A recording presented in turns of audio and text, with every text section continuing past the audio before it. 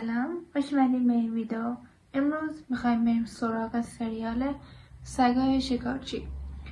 ژانر این سریال اکشن، هیجان انگیز و یکم جنایی و درامه.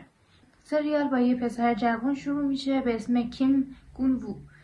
یه بوکسور ساده و مهربونه که توی خانواده معمولی به دنیا اومده و کل زندگیش خلاصه میشه تو باشگاه بوکس و تمریناتش. وقتی که کرونا شروع میشه باشگاهش بسته میشه و گونگو و مادرش بدهی بالا میارن و یه روز یه شرکت میاد به مردمی که پول احتیاج دارن وام میده و مادرش برای اینکه این اوضاع جمع جور کنه از این شرکت وام میگیره و تازه اینجا داستان اصلی شروع میشه.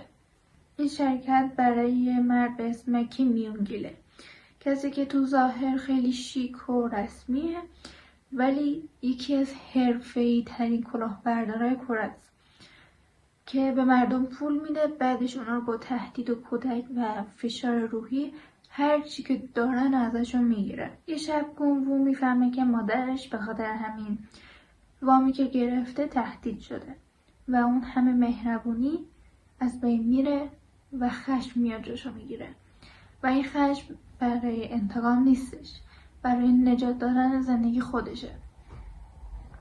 و توی یکی از مسابقه ها گونگو با یه حریف سرسخت مثل خودش روبرو میشه به اسم چوی ووجین. هر دو بوکسورن و طبقه های پایین جامعه و هر دوشون دنبال یه زندگی بهترن که بعد مسابقه هم با هم دیگه رفیق میشن و از اون رفاقت هایی که اولش با دعوا و دشمنی شروع میشه و بعد تبدیل میشه به یکی از بهترین رفاقت ها. و بعد مدت گونگو و ووجین تصمیم میگیرن برای پرداخت بدهیشون کار کنن که جانسی میرن سراغ یه پیرمرد عجیب که دنبال یه محافظ شخصی برای دخترش میگرده. اسمش چوی تهوه اگه اشتباه نگم.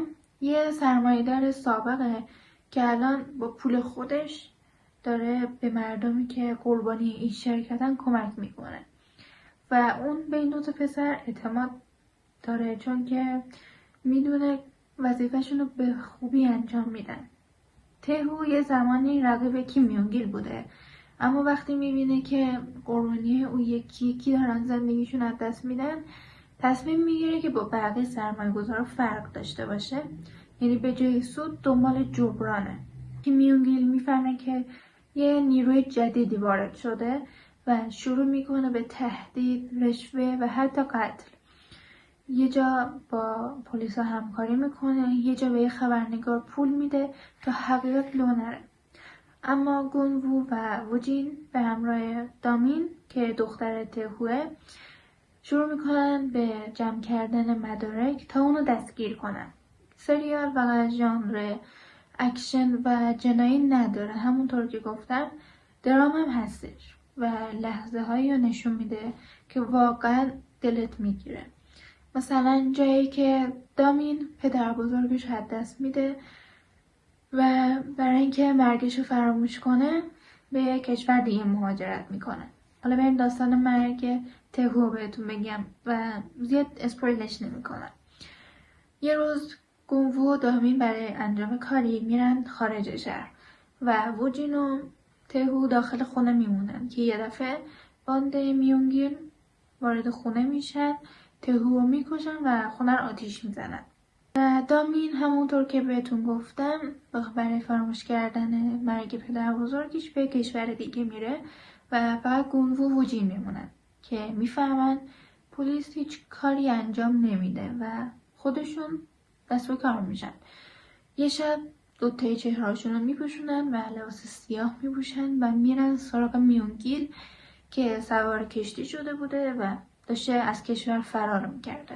و یکی از بهترین صحنه مبارزه آخر سریاله که نور قرمز، بارون و درگیری گونگو و ووجین با میونگیل و بالاخره گونگو ضربه آخر رو به میونگیل میزنه و میونگیل بیهوش میشه و میتونن اون موقع دستگیرش کنن و ببرنش.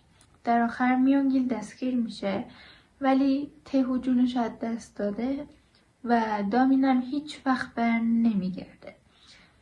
گونگو و جین برمیگردن به همون باشگاه کوچیکشون و به تمریناتشون ادامه میدن و مسابقاتشون رو میرن، چون میدونن حتی اگه این دنیا پر از آدمای بدن باشه هنوز یه امیدی هم هست. سریال سگای شکاری با اینکه پر از اکشن یا لحظه‌های ناراحت کننده است، ولی یه سریال پر از رفاقت و مبارزه با تاریکی درون انسانه. و سریال پایانش یکم ساده تموم شد، ولی خب در کل سریال خوبیه و ارزش یه بار دیدن رو داره. مرسی که تا آخر ویدیو همراه من بودین. لایک و سابسکرایب یادتون نره.